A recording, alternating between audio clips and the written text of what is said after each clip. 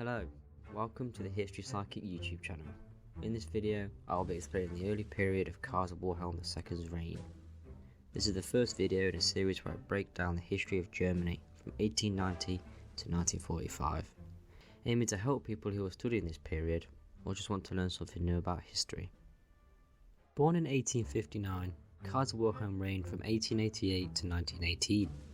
Passing away at 81 years old, he reigned as a constitutional monarch, meaning the monarchy shares its power with an organised government.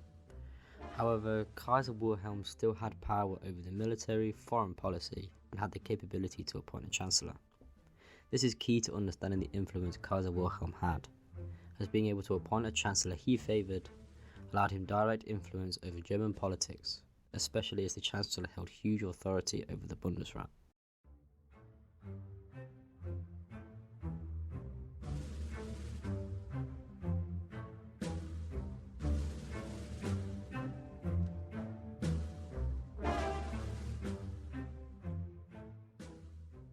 So, to help us understand the power Kaiser Wilhelm had, we first need to look at the structure of the German government at the time. The Bundesrat was a federal court that held 58 representatives from the 25 states. The representatives would discuss issues from each state and propose laws which would then be brought forward to the Bundestag. The Bundestag was a federal parliament that constituted of 397 deputies, whose role was to debate and vote on the proposed laws passed down by the Bundesrat. These governing bodies are massively flawed and corrupt. They heavily favour the ruling elites of the Prussian state, resulting in feeble opposition to the established Prussian supremacy, allowing Kaiser Wilhelm in essence to do as he pleased without any checks or balances.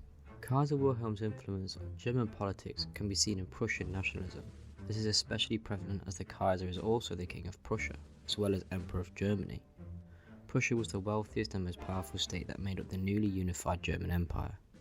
By 1871, when the unification took place, Prussia, as a result of its stature, would remain the most dominant and powerful state after the German unification and over the reign of Kaiser Wilhelm II.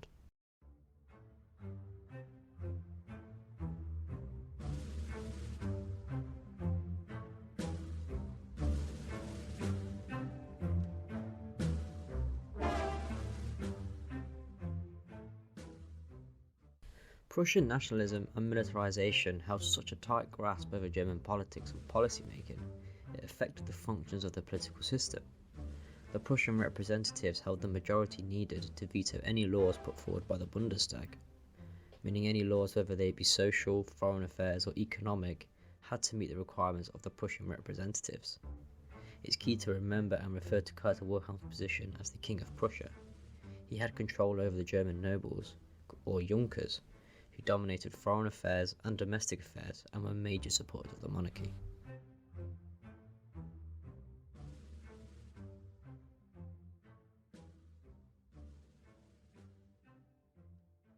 But why is this so important, and what were the lasting effects that impacted on Germany and the rest of the world? Well, to answer this, we're going to look at how these play into one another. What enabled Kaiser Wilhelm II to expand on his dreams of empire, and as a result, the rapid industrialization of Germany and the social effects it had on the people, not to mention Germany's foreign policy and the rising tension in Europe leading to the outbreak of war. They all tie into one another, and I hope to offer a greater understanding of the significance of each of these factors. In the next video of this series, I'll be breaking down German industrialization under the early period of Kaiser Wilhelm's reign, and help you get an understanding of the rapid expansion of German industry and the effects that it had on the German economy and on the German people. Thank you for listening to the History Psychic YouTube channel.